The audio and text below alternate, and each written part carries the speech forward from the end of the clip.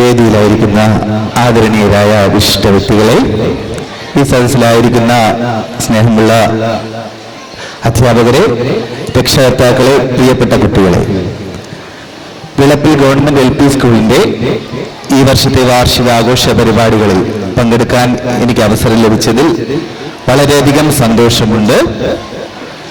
School വാർഷികാഘോഷം എന്നത് കഴിഞ്ഞ ഒരു വർഷക്കാലത്തെ നേട്ടങ്ങളുടെയും വിജയങ്ങളുടെയും ആഘോഷമാണ്.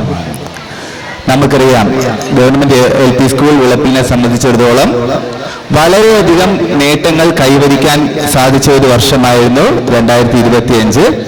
അപ്പോൾ ആ നേട്ടങ്ങളുടെ റിപ്പോർട്ട് നമുക്കിവിടെ ഡിജിറ്റലായിട്ട് കാണാൻ സാധിക്കുമെന്നാണ് അറിഞ്ഞത്.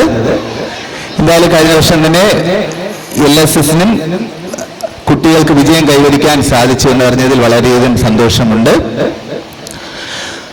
ഈ സ്കൂൾ വാർഷികാഘോഷം എല്ലാവർക്കും വളരെ സന്തോഷമുള്ള ഒരു ദിവസമാണ്, അല്ലേ?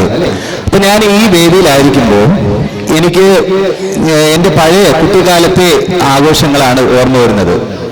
കുട്ടിക്കാലത്തെ സ്കൂൾ വാർഷികാഘോഷം എന്ന് പറയുന്നത് നമുക്ക് വളരെയധികം പ്രിയപ്പെട്ട ഒരു ദിവസമായിരുന്നു. കാരണം കുട്ടികൾക്ക് മൈക്കിന്റെ മുമ്പേ നിന്ന് പെർഫോം ചെയ്യുന്നതിന് കിട്ടുന്ന ഏക അവസരം സ്കൂൾ വാർഷികാഘോഷമായിരുന്നു. അതുകൊണ്ട് തന്നെ വാർഷികമാകാനായിട്ട് ഞങ്ങൾ കാത്തിരിക്കുമായിരുന്നു. പക്ഷേ ഇന്നത്തെ കുട്ടികൾക്ക് സ്കൂൾ വാർഷികം എന്ന് പറയുന്നത് വലിയൊരു പുതുമയായിട്ട് തോന്നുന്നില്ല. കാരണം സ്കൂളിൽ തന്നെ, ക്ലാസ് റൂമുകളിൽ തന്നെ, സ്കൂളിൽ തന്നെ ധാരാളം പ്രവർത്തനങ്ങൾ കുട്ടികൾക്ക് മൈക്കിന്റെ മുമ്പിൽ നിന്ന് പെർഫോം ചെയ്യുന്നതിനും ഡാൻസ് ചെയ്യുന്നതിനും പാട്ട് പാടുന്നതിനും അഭിനയിക്കുന്നതിനും ഒക്കെ ഉള്ള അവസരം ലഭിക്കുന്നുണ്ട്. സമഗ്ര ശിക്ഷ കേരളയും നമ്മുടെ വിദ്യാഭ്യാസ വകുപ്പും ആവിഷ്കരിച്ച് നടപ്പാക്കുന്ന ധാരാളം പ്രവർത്തന പരിപാടികൾ ഓരോ വർഷവും ഓരോ സ്കൂളിലും നടപ്പാക്കി വരുന്നതുകൊണ്ട് കുട്ടികൾക്കൊരു പുതുമയായിട്ട് തോന്നുന്നില്ല. അപ്പൊ എൻ്റെ ഒരു ജീവിതാനുഭവം വെച്ച് പറയുകയാണെങ്കിൽ, ഇപ്പൊ ഞാൻ ഒരു 3ാം ക്ലാസ്സിൽ പഠിച്ചപ്പോഴാണ് സംഗീതത്തിലേക്ക് വന്നത്. 3ാം ക്ലാസ് പഠിക്കുന്ന സമയത്ത് ഞാൻ ഹാർമോണിയം പഠിച്ചു. നിങ്ങളെല്ലാവരും ഹാർമോണിയം കണ്ടിട്ടുണ്ടാവും.